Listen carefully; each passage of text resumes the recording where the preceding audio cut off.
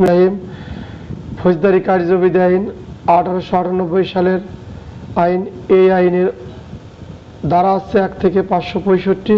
আমরা আলোচনা করব সীমিত, হয়তো মনে হয় আপনাদের জন্য 80-90 এর বেশি না, এর বেশি যাওয়ার সুযোগও নাই। এর মধ্যেই প্রশ্ন হবে এবং আমাদের অ্যান্সার হবে। আর হচ্ছে আমি যে প্যাটার্নে লেখা শিখাবো ওই প্যাটার্নে লিখবেন, প্রতিদিন এটা করে প্রশ্ন দেবো, লিখবেন। আমি যা পড়াবো ওর থেকে সংজ্ঞা পার্থক্য মুখস্থ করা লাগবে না, বলে দিচ্ছি। সংজ্ঞা পার্থক্য মুখস্থ করা দেবো আমি, কীভাবে বলে দেবো আমি বলবো সেইভাবে। পার্থক্যর দায়ভার আমার, সংজ্ঞার দায়ভার আমার। তাহলে এতগুলো দায়ভার আপনাদের দায়ভার। আমি যে প্যাটার্ন বলবো ওই প্যাটার্নে লিখবেন। একদিনই প্যাটার্ন আসবে না, লিখতে লিখতে চলে আসবেন, ঠিক আছে? এখন আসেন 4 ধারার আলোচনা করি। 4 ধারা আছে সংজ্ঞা, অ্যাডভোকেট। এই অ্যাডভোকেট, নির্বাহী ম্যাজিস্ট্রেট আর জুডিশিয়াল ম্যাজিস্ট্রেট। কালকে আমি যে সময় ফোন করব যোগদান করার চেষ্টা করবেন সবাই, 11টা-12টার দিক। ব্যাপক এটা পড়া না, এটা বুঝাবো কীভাবে নির্বাহী ম্যাজিস্ট্রেট হয়, কীভাবে জুডিশিয়াল ম্যাজিস্ট্রেট হয়, আর কীভাবে অ্যাডভোকেট হয়। এই 3টা সম্পর্কে যদি আপনার সম্যক ধারণা থাকে, ডিউটিতে যা বারবার বিসিএস নন বিসিএস এই নিয়ে চিন্তা না করে একদিন ক্লাস নেব, বুঝে যাবেন। এটা ক্লাসের অংশ না, কিন্তু শিক্ষার অংশ। এখন 4 ধারা আসেন। প্রথম যে ধারাটা পড়ব সেটা হলো 4 কত খ। 4 হচ্ছে খ, দূরবীন না হলে হবে না। 2 খ আছে জামিনযোগ্য অপরাধ। 4 1 খ জামিনযোগ্য অপরাধ। এই জামিনযোগ্য অপরাধ কাকে বলে? জামিনের অযোগ্য। এই খতে 2টা সংজ্ঞা আছে, এটা জামিনযোগ্য অপরাধ, এটা জামিনের অযোগ্য অপরাধ। কিন্তু কথা হবে একটাই, সংজ্ঞা হবে শুধু লোকের নাম। ওই জামিনযোগ্য অপরাধের জায়গা যখন জামিনযোগ্য অপরাধ লিখবো তখন জামিনের অযোগ্য কথা লিখে সিস্টেম করে বলে দিচ্ছি। জামিনযোগ্য অপরাধ কাকে বলে? যেই সমস্ত অপরাধ দ্বিতীয় তফসিল কাকে বলে জানা লাগে। তফসিল এটা মুখস্থ করা যাবে না, আমি বলছি আমার এনে মুখস্থ করার কোনো সুযোগ না, আর বই দিয়ে লেখা। তফসিল কাকে বলে? এই তো ফৌজদারি কার্যবিধি 565 দ্বারা যখন শেষ হয়ে যাবে, এই যে 565 আমি দেখাই, 565 দ্বারা শেষের পরে এই যে একটা বিবরণ আছে বইয়ের উপর, এই যে তফসিল বলে। ভালো করে বইটি দেখবেন, মুখস্থ করার দরকার। এটা আপনাদের কোনো কাজে লাগবে না, খালি মনে রাখবেন। আমি বুঝ দেখালাম। এর কলাম আছে হলো 8টা, আর এর ধারা 1 নম্বর 2 নম্বর করে 8টা কলাম, এবং 109 থেকে শুরু করে দণ্ডবিধানের 109 থেকে শুরু করে 511 পর্যন্ত এর বিভিন্ন বিবরণ দেওয়া আছে। এগুলো আপনার জানার দরকার নেই। তাহলে তফসিল, এটা তফসিল বলে, যেটা আর দেখলেন প্রত্যেকের পুলিশ বুকের বইয়ের মধ্যে এটা আছে। তাহলে এখন সংজ্ঞা যখন লিখবেন তাহলে তফসিল লিখতেছেন, তফসিল জানা নাই। তাই তফসিল হলো এই ফৌজদারি কার্যবিধি 5টা তফসিল আছে। প্রথম তফসিল বাতিল। 2 নম্বর তফসিল হচ্ছে যেটা দেখালাম, এই এখানে লেখা আছে দ্বিতীয় তফসিলে, ওইটা হলো দ্বিতীয় তফসিল। প্রথম তফসিল বাতিল, ওইটা আমার আপনার নেওয়ার দরকার নেই। নেওয়ার দরকার হলো দ্বিতীয় তফসিল। 3 আর 4 আপনার দরকার নেই, ওইটা হলো ম্যাজিস্ট্রেটদের। এবং 5ম তফসিল হচ্ছে ফোরাম, ওই যে বিপি ফোরাম, বাংলাদেশ ফোরাম কর না, ওই বিভিন্ন ফোরাম। কোনটার কোন ফোরাম হবে ও আপনার আমার চিন্তা করার দরকার নেই। তাহলে তফসিলটা কি? তাহলে জামিনযোগ্য অপরাধ, যে অপরাধ ফৌজদারি কার্যবিধি আইনের 2য় তফসিলে জামিনযোগ্য করা হয়েছে, হ্যাঁ, জামিনযোগ্য করা হয়েছে, তাহলে সেইটাই জামিনযোগ্য। আর যেটা জামিনের অযোগ্য, তাহলে ফৌজদারি কার্যবিধির 2য় তফসিলে জামিনের অযোগ্য করা হয়েছে, সেটা জামিনের অযোগ্য অপরাধ। তাহলে এই তফসিল সম্পর্কে যদি আপনার ধারণা থাকে, এখন যদি অনেকে দেখেন বলবে যে বড় আইন হলে আমলযোগ্য, ছোট আইন আমলের অযোগ্য। না, এত সহজ না। সামনে পাবো আমলযোগ্য, আমলের অযোগ্য। তাহলে কোনটা দ্বারা আমলযোগ্য আর কোনটা আমলের অযোগ্য কোথায় লেখা আছে? এই 2য় তফসিলে লেখা আছে। কোন অপরাধের বিচার কোন ধরনের ম্যাজিস্ট্রেট করবে কোথায় লেখা আছে? 2য় তফসিলে লেখা আছে। কি ধরনের শাস্তি হবে কোথায় লেখা আছে? 2য় তফসিলে লেখা আছে। এই কোন আইনের এই তফসিলটা? দণ্ডবিধি আইনের ওই আইনগুলো 109 থেকে শাস্তি শুরু। 109 থেকে শোনা যাচ্ছে না কথা, শোনা যাচ্ছে না? বাকিরা কি শোনা যায় কথা? শোনা যাচ্ছে। বাকিরা বলবেন যে যদি কারোর সমস্যা হয়। জাহিদুল বলছে, জাহিদুলের সাথে সম্মতি দিলে বলবেন, যদি নেটের সময় তাহলে শোনা যাবে না। এছাড়াও ক্লাস রেকর্ডিং চলে, ক্লাস রেকর্ডিং করে ইউটিউবে দেবো, এইখান থেকে আমি গ্রুপে দিয়ে দেবো। গ্রুপে দিলে আপনারা বারবার এই ক্লাসটা শুনতে পারবেন। এবং শুনে আমি যে কথা বলছি আমি কাল পরশু আপনাদের জিজ্ঞাসা করে লেখাবো, লেখবেন। আপনারা বই দেখে যখন লেখবেন তখন আমি দাগা দেবো যে এইটুক লেখেন, ওইটুকুই লেখবেন, পেন্সিল কাছে রাখতে বলছে, ঠিক আছে? ক্লাস একদিন না, আপনাদের পড়ানো অল্প ইনশাল্লাহ, কিন্তু মুখস্থ করে এলাম যে সূচিগুলো মুখস্থ করলে সুবিধা হবে কি, আপনি জানতে পারলেন অমুক জায়গা আছে, ঠিক আছে? আর মুখস্থ না করলে জানতে পারবেন না। গতবার তহিদ আমার কাছে শিখছে। তাহলে জামিনযোগ্য অপরাধ, জামিনের অযোগ্য অপরাধ, আমলযোগ্য অপরাধ, আমলের অযোগ্য অপরাধ, প্রত্যেকটা কথাই লেখা আছে ফৌজদারি কার্যবিধির দ্বিতীয় তফসিল। তাহলে আমি এই দ্বিতীয় তফসিল সম্পর্কে বোঝাতে যা এই যে আপনাদের আড়াআড়ি লেখা সম্পর্কে দেখালাম। এছাড়াও বললাম কে কোন আইনি মামলা করবে, কোনটা জামিনযোগ্য, কোনটা পুলিশ বিনা পুরানায় গ্রেপ্তার করতে পারে, ওইখানেই লেখা, ঠিক আছে? ওইখানে লেখা। গতবার আমাদের প্রশ্ন হয়েছিল এরকম, ওইখান দেহে লেখা লেখা। এখন আসেন জামিনযোগ্য অপরাধ কাকে বলে, সংজ্ঞা করতেছি। ফৌজদারি কার্যবিধির দ্বিতীয় তফসিল, ফৌজদারি কার্যবিধির দ্বিতীয় তফসিলে যেটাকে জামিনযোগ্য করা হয়েছে তাকে জামিনযোগ্য অপরাধ বলে। আর জামিনের অযোগ্য অপরাধ কাকে বলে, ফৌজদারি কার্যবিধির দ্বিতীয় তফসিলে। শোনা যাচ্ছে তারা বাকিদের কথা, লোকমান কথা কও না কেন? লোকমান, রাকিব স্যার কথা কন। শোনা যায়। ওই তাহলে দোস্ত, তোমার যদি নেটের সমস্যা হয় তুমি ওই পরে রেকর্ডিং শুনবা, এই কথাটা রেকর্ডিং হবে, নিরাশ হওয়ার কিছু নাই। লোকমান শোনা যায়? দেখছো যে জাহিদ কিন্তু বারবার নক করতেছে। তাহলে ক্লাস যদি একজনের নেটের সমস্যা হতেই পারে, তাহলে তিনজনের সমর্থন করছে। হ্যাঁ, তুমি ধৈর্য সহ শোনো, ক্লাস গ্রুপই দিয়ে দেবো, পরবর্তী তুমি আলাদা ফোন করবা, তাও বুঝে দেবো। আমি এত উদার, সমস্যা নেই। এরপর তোমার ভিতরেই থাকে, যতবার বলবো ততই আমার ভালো হবে। তাহলে আবার ফিরে যাই 4-1, 4 খ। তাহলে জামিনযোগ্য, ফৌজদারি কার্যবিধির দ্বিতীয় তফসিলে যা জামিনযোগ্য করা হয়েছে সেটাই জামিনযোগ্য, এক কথায় শেষ।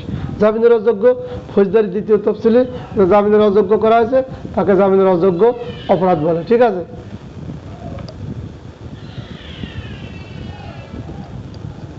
এইবার আসেন আবার বলি, জামিনযোগ্য অপরাধ এইভাবে ছোট করা, এখানে লেখা আছে শিরোনাম কিভাবে করবেন। জামিনযোগ্য অপরাধ কাকে বলে, জামিনের অযোগ্য অপরাধ কাকে বলে, খেয়াল করবেন। এনতে না পড়া আপনি আপনার ভিতরে নেবেন না। এই 4 নম্বর দ্বারা 2 দিন ধরে কালকেও করবো, এটা হলো গুরুত্বপূর্ণটা জিনিস, সেটা না বুঝলে ভিতরে বোঝা যায় না। তাহলে জামিনযোগ্য অপরাধ আর জামিনের অযোগ্য সংক্ষেপে করলাম, আরেকটু বড় করে বলি। ফৌজদারি কার্যবিধির দ্বিতীয় তফসিল বর্তমান বলবৎ বিশেষ বা স্থানীয় আইনে যে সমস্ত অপরাধকে জামিনযোগ্য করা হয়েছে তাই জামিনযোগ্য অপরাধ বলে। একটু বাড়া দিলাম। নাম্বার 2, এই খতে জামিনের অযোগ্য অপরাধ, ফৌজদারি কার্যবিধির দ্বিতীয় তফসিল বর্তমান বলবৎ বিশেষ এবং স্থানীয় আইন যাকে জামিনের অযোগ্য করা হয়েছে তাকে জামিনের অযোগ্য বলে, জামিনের অযোগ্য অপরাধ বলে। এখন আসেন, এই যে বর্তমান আইন, বিশেষ আইন, স্থানীয় আইন এবং বিশেষ আইন কাকে বলে? যে আইনটা নির্দিষ্ট স্থানের উপর হয় সেটাকে স্থানীয় আইন বলে। যেমন কেএমপি, ডিএমপি, ট্রেডিং সেন্টার, এর স্থানীয় আইন। বিমানবন্দর আইন, মোংলা পোর্ট আইন, বন্দর আইন, এগুলো হলো স্থানীয় আইন। আর বিশেষ আইনগুলো কি কি? বিশেষ আইনটা হচ্ছে লাগে নারী ও শিশু, জুয়া, সাইবার, তারপরে আরও যেসব আইন আছে এগুলো বিশেষ আইন। তাহলে আপনাকে আমি জামিনযোগ্য অপরাধ পড়ালাম, এই অপরাধ পড়ানোর সময় আপনি তফসিল সম্পর্কে ধারণা পেলেন। তফসিল কি? এই ফৌজদারি কার্যবিধির লাস্টে লেখা আছে 5টা তফসিল, দ্বিতীয় তফসিল। তাহলে ফৌজদারি কার্যবিধির দ্বিতীয় তফসিল এবং বর্তমান বলবৎ বিশেষ আইন এবং স্থানীয় আইন, যে সমস্ত অপরাধকে জামিনযোগ্য করা হয়েছে ওটা জামিনযোগ্য। আর জামিনের অযোগ্য কি? তাহলে কথা একই, যে সমস্ত অপরাধ ফৌজদারি কার্যবিধির দ্বিতীয় তফসিল বর্তমান বলবৎ বিশেষ বা স্থানীয় আইনে জামিনের অযোগ্য করা হয়েছে তাকে জামিনের অযোগ্য অপরাধ বলে। কথাটা ক্লিয়ার? এটা ভিডিও দেখে আপনারা লিখবেন, কি লিখলেন আমার কাছে জানাবেন। আপনি যখন বুঝে ফেলাবেন এই কথা কিন্তু এর ভিতর আছে, এর ভিতর দেখেও লেখা যাবে। যখন এই পড়ানোর পরে তখন দেখবেন যে রিজল্ট এই কথাটা বলছে। এখন আসেন গ, অভিযোগ করে পুলিশের কাছে বা অন্য কোনো ব্যক্তির কাছে অভিযোগ করে। নালিশ কার কাছে করে? ম্যাজিস্ট্রেট বা আদালতের কাছে করে, জজের কাছে করে। তাহলে অভিযোগ আর নালিশ দুটি একসাথে করবো। অভিযোগ কি? অভিযোগ করলে বিচার এইটার কাছে করে, পুলিশ অফিসারের কাছে করে। অভিযোগ হলো গ, অভিযোগ হচ্ছে গ। এই অভিযোগ সাধারণত পুলিশের কাছে করে। আমাদের থানা বাড়িতে প্রচুর পরিমাণ অভিযোগ হয়। এই অভিযোগ করে কার কাছে? পুলিশের কাছে করে। কি লিখবেন এর শিরোনাম? কোনো ব্যক্তি বিচার পাওয়ার আশায় পুলিশ অফিসারের কাছে বা যার কাছে বিচার চায় উক্ত ব্যক্তির নিকট মৌখিক বা লিখিতভাবে জ্ঞাত বা অজ্ঞাত ব্যক্তির নামে যে নালিশ করেন তাকে অভিযোগ বলে। কোনো ব্যক্তি অপর কোনো ব্যক্তি বা পুলিশ অফিসারের নিকট বিচার পাওয়ার আশায় মৌখিক বা লিখিতভাবে জ্ঞাত বা অজ্ঞাত ব্যক্তির নামে যে নালিশ করেন তাকে অভিযোগ বলে। তাহলে অভিযোগ লেখার সময় নালিশ ঢুকাবেন, আর নালিশ লেখার সময় অভিযোগ ঢুকাবেন। এখন আসেন নালিশ, বরিগেজ নালিশ শিখাই। নালিশ কাকে বলে বা নালিশের সংজ্ঞা হলো, মুখস্থ করা যাবে না। নালিশ লিখবেন, কোনো ব্যক্তি বিচারকের নিকট বিচার পাওয়ার আশায় মৌখিক বা লিখিতভাবে জ্ঞাত বা অজ্ঞাত ব্যক্তির নামে, মানে জ্ঞাত মানে একজন, আমি যার নামে অভিযোগ করবো তহিদের নামে, তাহলে আমি তহিদ আমার বাসায় চুরি হয়েছে, আমি জানি তহিদ চুরি করছে, মাইন্ড করে না দোস্ত, বা কোন ব্যক্তি চুরি করছে, তাহলে আমি সরাসরি বললাম জমক, তাহলে এই ব্যক্তির নাম দিলাম। কিন্তু আমার বাসায় চুরি হয়েছে, আমি ব্যক্তির নাম জানি না, তখন অজ্ঞাত নাম আমার 5-7 জনের নামে করলাম, তাহলে ম্যাজিস্ট্রেটের কাছে জ্ঞাত করলাম, অজ্ঞাত। তাহলে যদি আমি অভিযোগ করব বা নালিশ করব, জ্ঞাত মানে আমি ওই অপরাধ সম্পর্কে জানি যে ওই লোক করছে, তার নাম নাম্বার দিয়ে করা যায়। আর আমি নাম নাম্বার জানি না, চুরি হয়ে গেছে, ডাকাতি হয়েছে, আমি বললাম যে অমুক অমুক, এরকম। তাহলে জ্ঞাত আর অজ্ঞাত ব্যক্তির নামে যে অভিযোগ করা হবে তাকেই নালিশ বলে। আবারও খেয়াল করেন, বরিগেজ যা একের অধিকবার ক্লাস হবে, সমস্যা নেই, রেকর্ডিং শোনেন, বারবার মুখস্থ করবেন, এর বেশি দ্বারা মুখস্থ করা লাগবে না, সূচিগুলো মনে রাখবেন। তাহলে অভিযোগ কাকে বলে? অভিযোগ হচ্ছে কোনো ব্যক্তি পুলিশ অফিসারের নিকট বা কোনো ব্যক্তির নিকট যে বিচার পাওয়ার আসে, অনেক লোক বিচার করে, আদালতে ক্ষমতা পায়, বিচারকের নিকট বিচার পাওয়ার আশায় মৌখিক বা লিখিতভাবে তিনি যে জ্ঞাত বা অজ্ঞাত ব্যক্তির নামে যে নালিশ করেন তাকে অভিযোগ বলে। তাহলে এখন আসেন বরিগেজ নালিশ কাকে বলে? কোনো ব্যক্তি বিচারকের নিকট বিচার পাওয়ার আশায় মৌখিক বা লিখিতভাবে যে নালিশ করেন তাকেই, যে অভিযোগ করেন তাকেই নালিশ বলে। তাহলে কোনো ব্যক্তি বিচারকের নিকট বিচার পাওয়ার আশায় মৌখিক বা লিখিতভাবে জ্ঞাত বা অজ্ঞাতভাবে যে অভিযোগ দায়ের করেন তাকে নালিশ বলে। এটা বরিগেজ। তাহলে গ আর বরিগেজ পড়ে ফেললাম, খ পড়লাম। এখন এই তোমাদের আরেকটা পড়া আছে কি,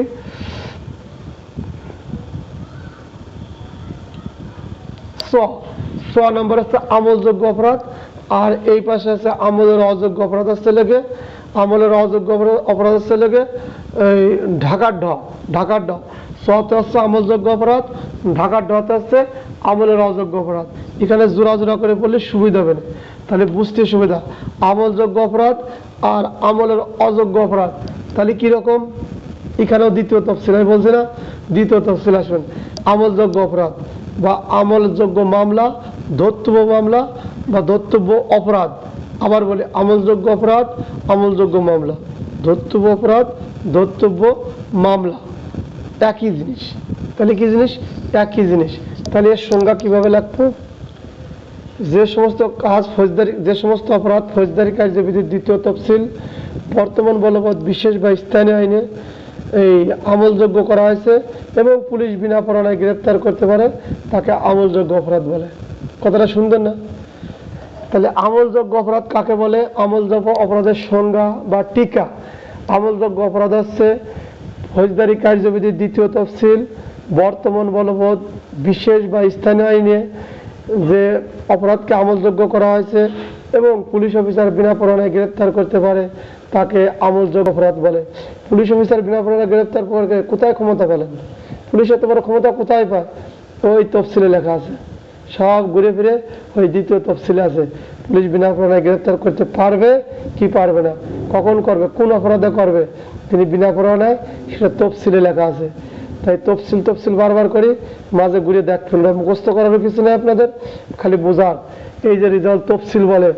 আর এই অ্যাডভোকেট, নির্বাহী ম্যাজিস্ট্রেট, জুডিশিয়াল ম্যাজিস্ট্রেট সম্পর্কে আমার আজকে বড় ডিউটি করছি, যার কারণে একটা ক্লাস 1 ঘন্টা নিয়েছি, বোঝেন তো, নিরস্ত্রদের। এরপর আসেন আমলের অযোগ্য অপরাধ। আমলের অযোগ্য অপরাধ, আমলের অযোগ্য মামলা, অধর্তব্য মামলা, অধর্তব্য অপরাধ। আমলের অযোগ্য মামলা, আমলের অযোগ্য অপরাধ, অদত্তব্য মামলা, অদত্তব্য অপরাধ কাকে বলে সংজ্ঞা লেখা। যে অপরাধ ফৌজদারি কার্যবিধির দ্বিতীয় তফসিল, বর্তমান বলবৎ বিশেষ বা স্থানীয় আইন পুলিশ অফিসার বিনা প্রণায় গ্রেপ্তার করতে পারে না, তাকে আমলের অযোগ্য অপরাধ বলে, তাকে আমলের অযোগ্য অপরাধ বলে। দেখেন এইগুলো কিন্তু মুখস্থ করা লাগে না, আপনি যদি প্যাটার্নটা বোঝেন, তফসিল আমি আপনাকে বুঝাইছি, বর্তমান বলবৎ বিশেষ এবং স্থানীয় আইন আপনাকে বুঝাইছি, আইন হলো বোঝার জিনিস।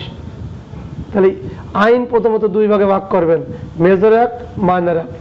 আইন দুই প্রকার, মেজর অ্যাক্ট, মাইনর অ্যাক্ট। আমরা কোনটা মেজর করি? ফৌজদারি কার্যবিধি, দণ্ডবিধি, সাক্ষ্য আইন, এগুলো হলো মেজর আইন। মাইনর অ্যাক্ট কি? মাইনর অ্যাক্ট আইন দুই প্রকার, বিশেষ আইন, স্থানীয় আইন। দণ্ডবিধির 40-41 পর্ব। এরপর আসেন এই বিশেষ আইন দুই ভাগে ভাগ করলাম, তাহলে আমরা এটা কি পেলাম? আপনারা জানেন নারী ও শিশু নির্যাতন দমন আইনের সিংহভাগ অপরাধী আমলযোগ্য। এখন এটাতে এখানে তফসিলি নাই, কিন্তু ওইখানে আছে, তাহলে ওটা বিশেষ আইনে আছে, আছে না? আবার স্থানীয় আইনে আছে, দেখেন বন্দর আইন, আমাদের ডিএমপি কেএমপি আইনে অপরাধ আমলযোগ্য আছে, পুলিশ বিনা অপরাধ তাকে পাকড়াও করে ফেলতে পারে, ঠিক আছে? তাহলে বিশেষ এবং স্থানীয় আইনে যেটা আমলযোগ্য করছে, তফসিলে যেটা আমলযোগ্য করছে, পুলিশ বিনা প্রণায় গ্রেপ্তার করতে পারে, ওইটা আমলযোগ্য অপরাধ, ধর্তব্য অপরাধ, আমলযোগ্য মামলা, ধর্তব্য মামলা। এখন আমলের অযোগ্য ঢাকার ঢ, তাহলে কি ফৌজদারি কার্যবিধির দ্বিতীয় তফসিল, বর্তমান বলবৎ বিশেষ বা স্থানীয় আইনে যে সমস্ত অপরাধ আমলের অযোগ্য করছে, পুলিশ বিনা প্রণায় গ্রেপ্তার করতে পারে না, তাকে আমলের অযোগ্য অপরাধ বলে। কথা ঠিক আছে? এই চলে গেল, শেষগুলো দুটো। 3 নম্বর জোড়া তদন্ত আর ইনকোয়ারি। তদন্ত কাকে বলে আর ইনকোয়ারি কাকে বলে? টতে ইনকোয়ারি, ঠতে তদন্ত। খুব খেয়াল করবেন। ট পর্ব, তদন্ত কাকে বলে? তদন্ত হচ্ছে বিচার ব্যতীত আদালত যে সমস্ত কার্যক্রম করে, ওইটা ভুল করেছি, অনুসন্ধান। অনুসন্ধান আগে পড়ি, ট হতে অনুসন্ধান। অনুসন্ধান কাকে বলে? মামলার বিচার কার্যক্রম ব্যতীত আদালত যে সমস্ত কার্যক্রম করেন তাকে অনুসন্ধান বলে। আপনাদের ধরা হয়তো আমি পড়াবো না, কিন্তু এখন বলি, মামলা দুই জায়গায় হয়, একটা হচ্ছে পুলিশ অফিস থানায় হয়, আর একটা হচ্ছে আদালতে হয়। এই কথাগুলো শুনবেন, খেয়াল করবেন। অফিসার হতে যাচ্ছেন, লোকের বোঝাবেন। আদালত মামলা দুই জায়গায় হয়, একটা থানায় হয়, একটা আদালতে হয়। থানায় এক প্রকারের মামলা হয়, আদালতে দুই প্রকারের মামলা হয়। দেখছেন থানায় কয় প্রকারের মামলা হয়? এক প্রকারের মামলা হয়। সে মামলার নাম কি? আমলযোগ্য অপরাধের মামলা হয়। থানায় কয় প্রকারের মামলা হয়? এক প্রকারের মামলা হয়, আমলযোগ্য অপরাধের মামলা হয়। কোর্টে কয় প্রকারের মামলা হয়? দুই প্রকারের মামলা হয়। কি কোন কোন মামলা হয়? আমলযোগ্য মামলা, আমলের অযোগ্য মামলা। ওই মামলাকে নালিশি মামলা বলা হয়। নালিশি মামলা, নালিশ করে আছে, হ্যাঁ, বলে না ওই মামলা। তাহলে দেখেন এক পড়ার সাথে আরেক পড়ার রিলেটিভ। আপনি যত জানার চেষ্টা করবেন, পড়বেন, ততই আপনি ভালো পারবেন এবং আপনাকে গ্রো করতে পারবেন। তাহলে ইনকোয়ারি পড়তে এসে আবার আপনার মামলা সম্পর্কে বোঝালাম। তাহলে ইনকোয়ারি কি? বিচার ব্যতীত যে সমস্ত কার্যক্রম করে আদালত, তাকে ইনকোয়ারি বলে। এখন আসেন তদন্ত। ঠতে তদন্ত। তদন্ত কারা করে? আমরা সাধারণত পুলিশ করে। পুলিশের কাছে ক্ষমতা আছে, তদন্ত পুলিশ করতে পারে। আর কারা করে? আদালত যাকে ক্ষমতা দেয়, আদালত যাকে নির্দেশ দেয়। তাহলে কিনা আপনি তদন্ত করে দুই ধরনের পারেন, পুলিশ অফিসার করে আর আদালত যাকে নির্দেশ দেয় ওই ব্যক্তি তদন্ত করে। কিসের তদন্ত করে? কোনো অপরাধের রহস্য উদ্ঘাটন করার জন্য পুলিশ অফিসার বা তদন্ত আদালতের নিকট থেকে ক্ষমতাপ্রাপ্ত যে ব্যক্তি, তিনি যে কার্যক্রম করেন তাকেই তদন্ত বলে। সহজ, মুখস্থ করা লাগবে না, বলবেন। ক্লাসে একে অপরের সাথে কমিউনিকেশন করবেন। পরীক্ষা 2 মাস বাকি আছে, ব্যাপক পড়া পড়বেন। পাস একবারে হবে না, আর লেখা জমা দেবেন। আমি গ্রুপে প্রশ্ন দেবো, ওই প্রশ্নের উত্তর করবেন। যা পারেন ওই গ্রুপেই পাঠাবেন। আমি আপনাদের সাথে কিভাবে প্যাটার্ন দেবো সবাইকে একযোগে বলবো। লজ্জা নেবেন না। লজ্জা নিয়েছেন তো সামনের বছর আবার আসতে হবে আপনার। আমার কাছে আসেন, বই নিয়ে বসেন, পড়াই লাগবে আপনার যদি র্যাঙ্ক নিতে চান। অতএব লজ্জাই বাড়ি শেষ আমাদের। এই দোয়া করি আপনারা প্রস্তুত থাকেন, আমি আছি। তাহলে এখন কি বুঝলেন? তাহলে তদন্ত আর ইনকোয়ারি। ইনকোয়ারি আদালতের বিচার ব্যতীত যা করে ওইটা ইনকোয়ারি। তদন্ত কাকে বলে? তদন্ত কত প্রকার? তদন্ত কিরম যাই আসুক, কত প্রকার তা আসবেন না। তদন্ত কে করে, কারা করে, তখন লেখবেন কিভাবে লিখবেন? কোনো অপরাধের রহস্য উদ্ঘাটন করার জন্য পুলিশ অফিসার বা আদালতের নিকট থেকে ক্ষমতাপ্রাপ্ত কোনো ব্যক্তি ওই মামলার রহস্য উদ্ঘাটন করার জন্য যে সমস্ত কার্যক্রম করেন তাকে এই তদন্ত বলে। তদন্তটা কি? পুলিশ অফিসার বা আদালতের নিকট থেকে ক্ষমতাপ্রাপ্ত কোনো ব্যক্তি মামলার রহস্য উদ্ঘাটন বা কোনো অপরাধের রহস্য উদ্ঘাটন করার জন্য তিনি যে কার্যক্রম করেন তাকে এই তদন্ত বলে। শেষ। এরপরে আসেন অপরাধ। অপরাধ কাকে বলে? অপরাধ কি? এখন আসেন অপরাধ। অপরাধটা কি? আইনের পরিপন্থী কাজকেই অপরাধ বলা হয়। যে কাজ আপনাকে করতে বলা হয়েছে সেই কাজ না করা, আইনে যে কাজ আপনাকে করতে বলা হয়েছে সেই কাজ না করা, আর আইনে যে কাজ নিষেধ করছে সেই কাজ করার নামই হচ্ছে অপরাধ। আইনে যে কাজ করতে আপনাকে নিষেধ করছে সেই কাজ করে বসেন, আর আইনে যে কাজ করতে বলছে তা থেকে বিরত আছেন। আইনের পরিপন্থী কাজকেই অপরাধ বলে। এখানে তো খুঁজে পাবেন না। এই সংজ্ঞাগুলো আপনাদের খাতা কলম কিনতে করেছি, ওই খাতার পর লিখবেন, আর প্রশ্নের উত্তরও লিখবেন। খাতা দরকার দুটো করবেন, অথবা এই সূচিগুলো মানে এই সংজ্ঞাগুলো যদি আপনি ভালো জানেন, সামনের সংজ্ঞাগুলো ভিতরে সহজ হবে। এরপরে আসেন থানার ভারপ্রাপ্ত অফিসার। থানার ভারপ্রাপ্ত অফিসার কিরা? থানার ভারপ্রাপ্ত অফিসার, আমি যখন 23 সালে পড়তে গেছিলাম বলছিলাম নায়ক কি থানার ভারপ্রাপ্ত হতে পারে না? কনস্টেবলের উপরে থানার ভারপ্রাপ্ত কর্মকর্তার নিচে থানার ভারপ্রাপ্ত কর্মকর্তা যদি অসুস্থ থাকে, বাইরের ডিউটির প্রয়োজনে বা কোনো মিটিংয়ে থাকে এরকম, সেই ক্ষেত্রে তার অধীনস্থ যিনি দায়িত্বে থাকেন, যদি অফিসার না থাকে ওই ক্ষেত্রে কনস্টেবল তিনি থানার দায়িত্বে থাকেন, কিন্তু ভারপ্রাপ্ত কর্মকর্তা না। ঠিক আছে? ওর উপরে উনি দায়িত্বে, এই কনস্টেবলের দায়িত্বে। প্রশ্ন হলো নায়ক তো র্যাঙ্ক উপরে, নায়কের র্যাঙ্ক তো উপরে, তাহলে নায়ক কি হবে? প্রশ্ন আসতে পারে না? কিন্তু নায়কের কোটা থানাতে নেই, থানায় নায়কের কোনো কোটা নেই, অতএব অপশনই কাটা। তাহলে অপশনটাই কাটা। তারেক রসুল ঢুকছো, ধন্যবাদ। ক্লাস তো শেষ প্রান্তে, কালকেতে তুমি এইটাই ঢুকবা। ঠিক আছে? আমাদের ব্যাটসম্যান এনে ব্যাটসম্যানের সিংহভাগ। ক্লাস রেকর্ডিং পরে করছি, তারাও কথা। ঠিক আছে আমি এটাই থাকো, আমি আবার শেষ করে দিই, কারণ আজকে 4 নম্বরই শেষ। কালকে 5 নম্বরের দিনের বেলায় পড়ব ব্যাপক আলোচনা। 6 নম্বর আদালত, নির্বাহী ম্যাজিস্ট্রেট, জুডিশিয়াল ম্যাজিস্ট্রেট, সম্মুখ ধারণা হবে ব্যাপক, ওইখানে বোঝাবো, ওইটা রেকর্ডিং করা যায় না ওই কথাগুলো। ঠিক আছে? তাহলে সংজ্ঞা: ফৌজদারি কার্যবিধি পদ্ধতিগত আইন। এই আইন 1898 সালের 5 নং আইন। পুলিশ আইন 5 নং আইন। ঠিক আছে? এইগুলো আপনাদের আসবে না, শুধু মনে রাখবেন। তাহলে 4 হচ্ছে সংজ্ঞা। 4-এর প্রথম সংজ্ঞাটা পড়বেন খ। প্রথম সংজ্ঞাটা খ, জামিনযোগ্য অপরাধ আর জামিনের অযোগ্য অপরাধ। দুটোর সংজ্ঞা কিন্তু এক জায়গায়, দুটোর সংজ্ঞা এক জায়গায়। এখন আর বেশি না, এখন খালি বলে যাবো সংজ্ঞাগুলো। জামিনযোগ্য অপরাধ: যে অপরাধ ফৌজদারি কার্যবিধির 2য় তফসিল বর্তমান বলবৎ বিশেষ বা স্থানীয় আইনে জামিনযোগ্য করা হয়েছে তাকে জামিনযোগ্য অপরাধ বলে। জামিনের অযোগ্য অপরাধ: ফৌজদারি কার্যবিধির 2য় তফসিল বর্তমান বলবৎ বিশেষ বা স্থানীয় আইন যে সমস্ত অপরাধ জামিনের অযোগ্য করা হয়েছে তাকে জামিনের অযোগ্য অপরাধ বলে। আসেন অভিযোগ: কোনো ব্যক্তি পুলিশ অফিসারের নিকট মৌখিক বা লিখিতভাবে জ্ঞাত বা অজ্ঞাত ব্যক্তির নামে যে নালিশ করেন তাকে অভিযোগ বলে। আসেন আমলযোগ্য অপরাধ, আমলযোগ্য মামলা, ধর্তব্য অপরাধ, ধর্তব্য মামলা। ফৌজদারি কার্যবিধির 2য় তফসিল বর্তমান বলবৎ বিশেষ বা স্থানীয় আইনে পুলিশ অফিসার যাকে বিনা প্রমাণে গ্রেপ্তার করতে পারে তাকে আমলযোগ্য অপরাধ বলে। শেষ। এরপরে আসেন নালিশ: বিচারকের নিকট বিচার পাওয়ার আশায়, কোনো ব্যক্তি বিচারকের নিকট বিচার পাওয়ার আশায় মৌখিক বা লিখিতভাবে জ্ঞাত বা অজ্ঞাত ব্যক্তির নামে যেই করে কি করে, যে অভিযোগ করে তাকে নালিশ বলে। এখন আসেন ইনকোয়ারি: আদালতে বিচার কার্যক্রম ব্যতীত যা করে সব কিছু হলো ইনকোয়ারি, তদন্ত। তদন্ত কিরা করে?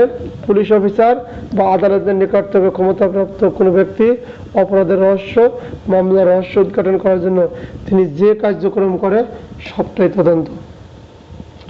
আমলের অযোগ্য অপরাধ, আমলের অযোগ্য মামলা, অধর্তব্য অপরাধ, অধর্তব্য মামলা। ফৌজদারি কার্যবিধির 2য় তফসিল বর্তমান বলবৎ বিশেষ বা স্থানীয় আইনে যে সমস্ত অপরাধকে আমলের অযোগ্য করা হয়েছে তাকে আমলের অযোগ্য।